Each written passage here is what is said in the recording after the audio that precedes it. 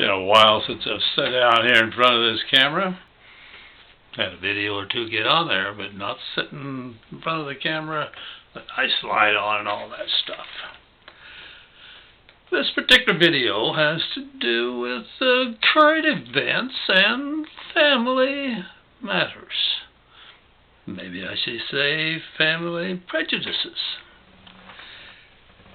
The big flap this last week over President Obama's probably ill-advised early comments about the Harvard professor being arrested by the Boston area policeman caused some rather sharp opinions to surface among the family's men.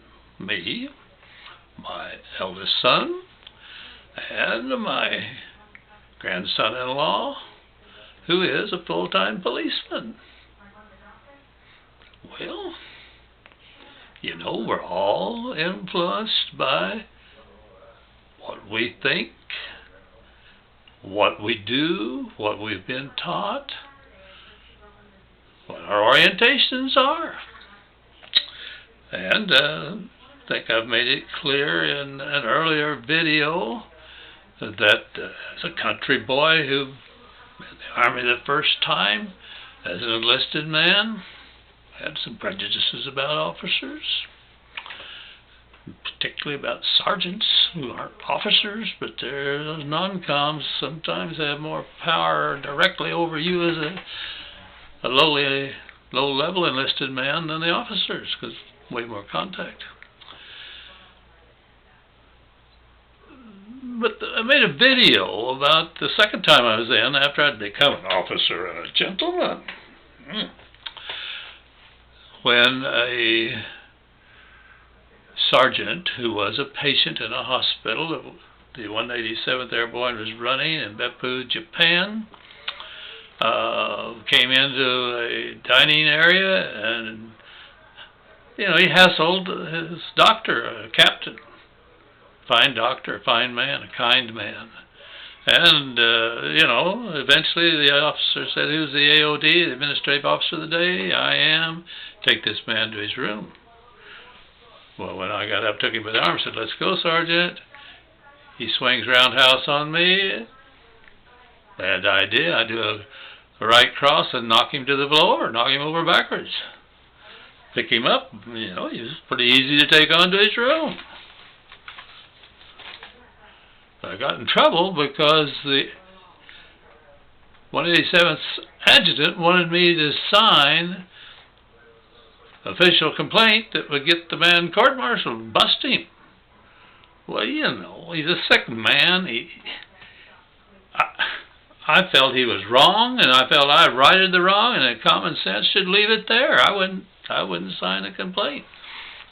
The adjutant never liked that. By the book, I should have signed. By the book, he should have been busted. Never mind that he was sick. Never mind, maybe he was drugged enough he didn't really know what he was doing. You know, all that stuff. Not by the book. Well, on the other hand, my son, the one that's busted his tail over here, painting and scraping and helping me when he isn't really well right now either. I'm well, I'm just old. But it has been a hard painting for both of us. But he always wanted to be a policeman, and in his, 40 years or whatever in education, he was a police reservist wherever he was, from Gallup, New Mexico, to county in Colorado, to Clearwater, Kansas, and now he's no longer a volunteer. Now he's retired, he's a part-time policeman. The grandson-in-law, a policeman from the word go, and he's worked his way up to being a sergeant. Both of them, boy, they felt strongly that the policeman followed the book, and that it wasn't racial profiling at all in the case of the Harvard professor. Not the way I see it, partially based on what I saw there. Yeah, I know, by the book, said I should have signed the complaint and the man should have been court-martialed. Common sense, I think I was totally correct. Leave it alone. Enough's enough. But I'm also, you know, as you've gathered from if you follow my videos, I'm also very aware that I was raised with racial prejudice all around me, and I absorbed a good bit of it.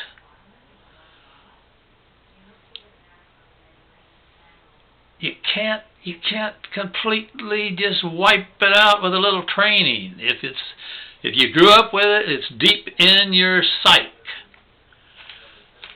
And I feel strongly that the officer didn't use common sense, or this would have never been a rhubarb, and the president wouldn't have embarrassed himself by saying more than he really should have as a president. He's going to have to learn that. Think a long time, speak a little. Didn't learn that very well either. Didn't practice that very well. Part of why I rose high and then went down is I was a little too simple-minded, a little too country. But are the opinions of my son and my grandson-in-law sincere? Of course they are. Of course they are. Am I sincere in my opinions? Of course I am.